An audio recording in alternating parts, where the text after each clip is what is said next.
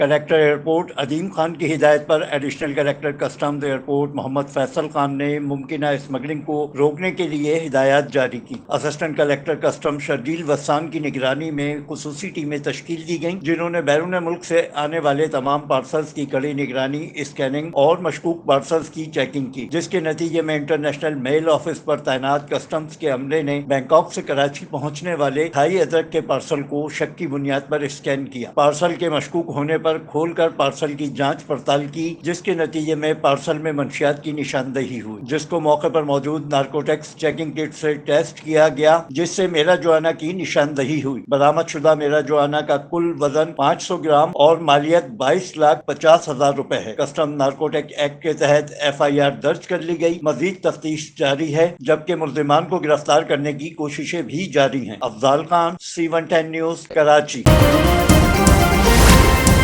C110 news, خبر کی اصل خبر۔